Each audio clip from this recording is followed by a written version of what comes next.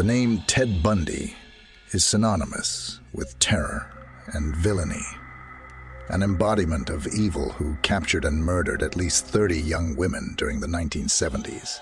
However, some brave souls narrowly escaped the jaws of death, surviving the attempts on their lives by one of America's most notorious serial killers.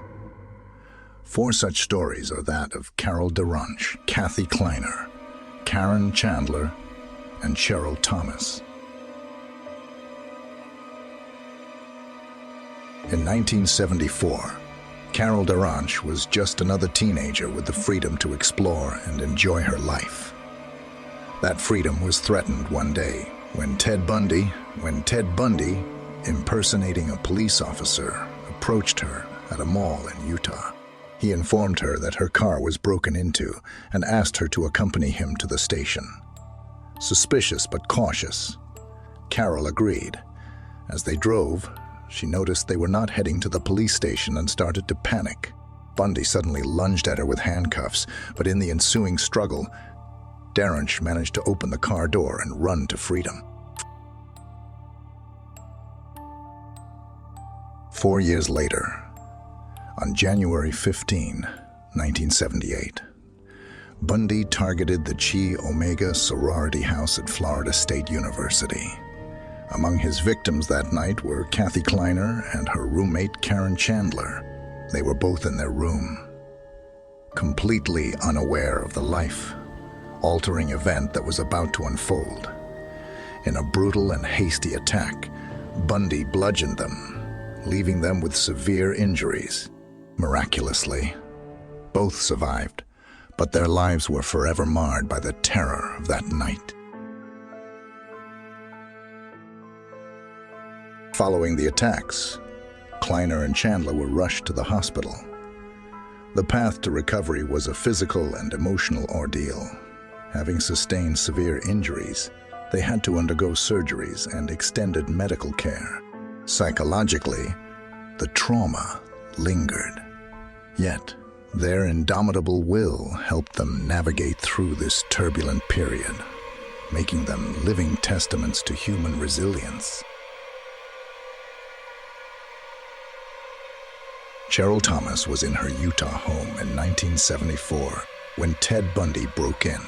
Bundy assaulted her mercilessly, causing multiple fractures and internal injuries. However, her neighbors heard the commotion and came to her aid, scaring Bundy away before he could complete his heinous act. Cheryl survived, but had to quit her career as a dancer due to her injuries. For Cheryl, the road to recovery was strenuous. She had to give up her passion for dance due to her injuries. With the support of her family and extensive therapy, she started rebuilding her life, vowing to never let the horrifying incident define her. Each of these women played an instrumental role in Bundy's eventual capture. Carol DaRonch worked with detectives and sketch artists, producing one of the first composite sketches of Bundy.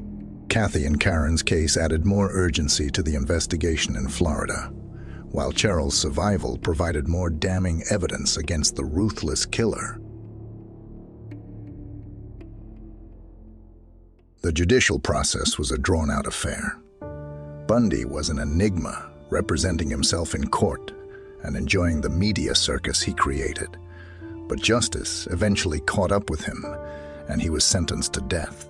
For these women, it was the closure of a dark chapter, but also the beginning of a lifelong struggle to regain normalcy. These survivors' stories have been immortalized through various mediums. Biographies, documentaries, and interviews have been created to tell their tales of survival.